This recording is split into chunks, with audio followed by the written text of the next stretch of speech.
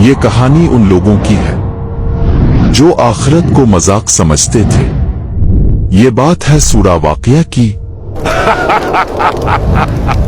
تو محمد کہتے ہیں ہم مرنے کے بعد دوبارہ اٹھیں گے جب مٹی ہو جائیں گے۔ ہمارے ہاں مدرسوں میں سورہ واقعہ کو اکثر رزق کا سورہ فقر دور کرنے والی سورہ کہہ کر یاد کرا دیا جاتا ہے۔ بچوں، سورہ واقعہ کی تلاوت ضرور کرنا، اللہ اس کے صدقے فقر و فقا دور فرماتے ہیں۔ لیکن بہت کم لوگ بتاتے ہیں کہ اصل میں سورہ واقعہ ہے کیا، اور اللہ نے اسے کیوں نازل کیا۔ رزق نہیں، اس کا مقصد اس سے کہیں بڑا ہے۔ یہ تو یقین کی سورہ ہے۔ قریش اپنی دولت، اپنی طاقت اور اپنے رتبے پر بہت گھمنڈ کرتے تھے۔ اللہ نے انہیں یاد دلا دیا کہ یہ سب فانی ہے، اصل حساب تو ابھی باقی ہے۔ یہ سب میری عقل مندی ہے، میرا مقام ہے، کون سا حساب؟ تو پھر سورہ واقعہ کیوں نازل ہوئی؟ کیا تھا اس کے پیچھے کا واقعہ؟ اور مکہ کے سردار آخرت کا نام سن کر مذاق کیوں اڑاتے تھے؟ آخرت؟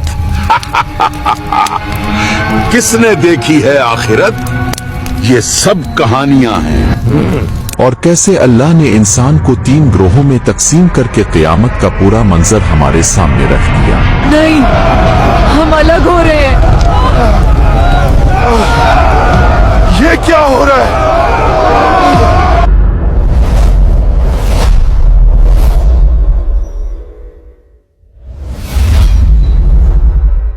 کیا ہم اور یہ غلام ایک ہی طرح اٹھائے جائیں گے؟ یہ کیسے ممکن ہے؟ میں اور یہ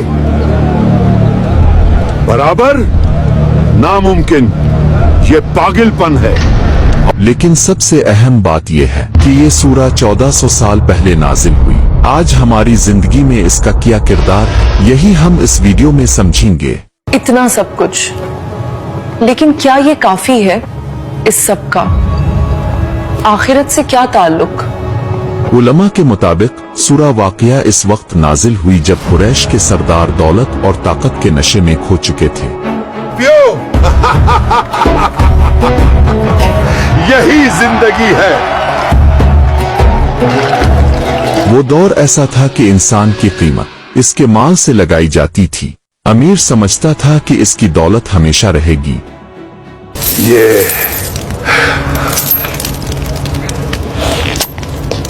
ہمیشہ میرا رہے گا، ہمیشہ۔ اور جب ان کا غرور حد سے بڑھ گیا تب اللہ تعالیٰ نے انہیں جھنجھوڑنے کے لیے سورہ واقعہ نازل فرمائی۔ سبحان اللہ،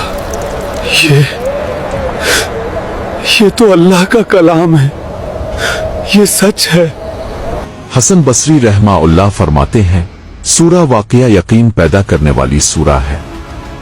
یاد رکھو، سورۃ واقعہ یقین کی سورہ ہے۔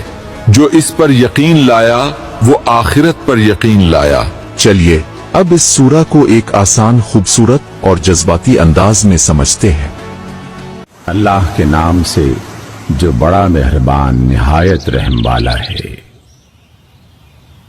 اذا وقعت الواقعہ، جب واقع ہونے والی واقع ہو جائے گی، لیس لوقعتها کاذبہ، جس کے واقع ہونے کو جھٹلانے والا کوئی نہ ہوگا۔ تو یہ سچ تھا۔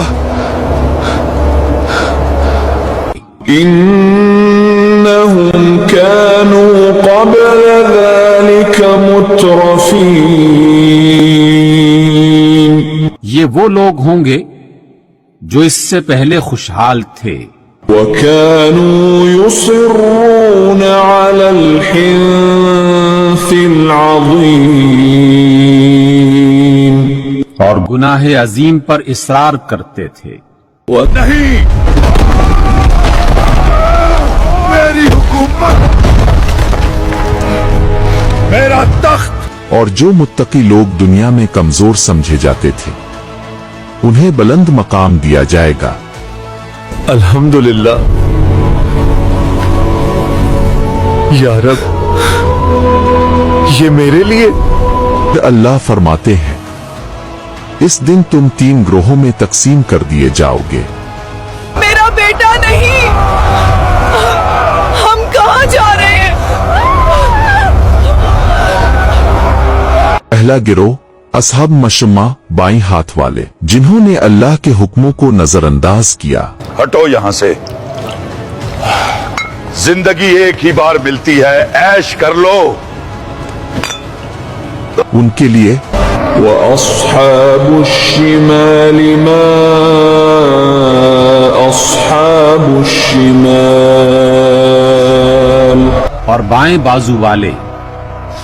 बाजू वालों का क्या पूछना। في سموم وحميم गर्म तरीन हवा और खौलते हुए पानी में। पानी पानी, ये हवा। दूसरा गिरोह असहाब यमीन दाएं हाथ वाले, आम मोमिन जिनसे गलतियां हुई मगर तौबा कर ली। या अल्लाह, मुझसे गलती हो गई, मैं कमजोर पड़ गया, मुझे माफ फरमा दे, तेरे सिवा कौन माफ करेगा। उनके लिए कांटों से पाक बागात और सुकून भरी ठंडक। सुभान अल्लाह, यहाँ तो कांटे भी नहीं हैं। कितना सुकून है। तीसरा गिरोह सबसे खास, जो हमेशा आगे बढ़ने वाले थे। अल्लाह अकबर, दीन के लिए सब कुछ कुर्बान है। यही लोग अल्लाह के मुकर्रब बंदे होंगे, आखिरत के हकीकी कामयाब लोग। أولئك المقربون वही तो मुकर्रब लोग हैं। في جنات النعيم नेमत भरी जन्नतों में होंगे।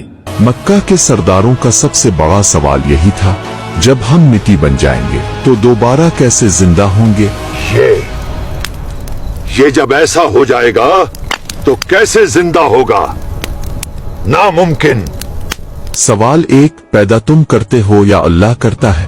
أفرأيتم ما تمنون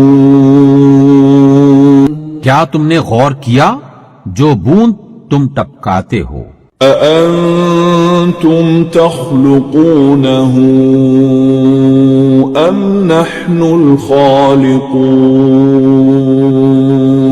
क्या तुम उसे तख्लीक करते हो या उसके बनाने वाले हम हैं। एक पानी के कतरे से इतना खूबसूरत इंसान, ये मेरा कमाल नहीं, ये रब का कमाल है।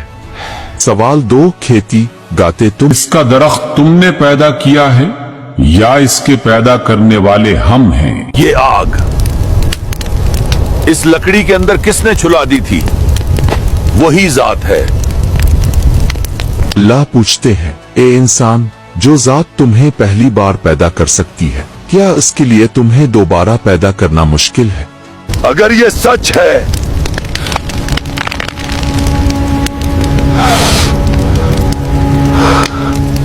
ये सूरा बताती है कि असल रिस्क माल गाड़ी आ बंगला नहीं, असल रिस्क आखिरत की कामयाबी है। अल्हम्दुलिल्लाह, मुझे सब मिल गया।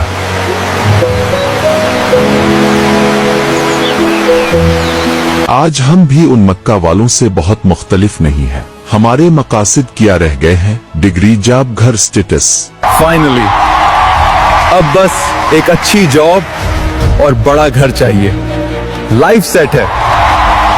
सूरा वाकया हमें याद दिलाती है, ये सूरा बुलंद भी करती है और नीचा भी। तुम्हारा काम बिल्कुल पसंद नहीं आया, तुम्हें नौकरी से निकाला जाता है। हो सकता है आज आपके पास बहुत दौलत हो, मगर अगर क़यामत के दिन नाम असहाब मशम्मा में आ गया तो सबसे ज्यादा रुस्वा हम ही होंगे। नहीं,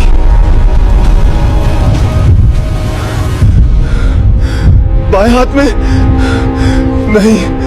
सूरा वाकया हमें एक सवाल पूछती है, अपना गिरोह खुद चुने, आप किस गिरोह में होना चाहते हैं। अल्हम्दुलिल्लाह, कामयाब हो गया।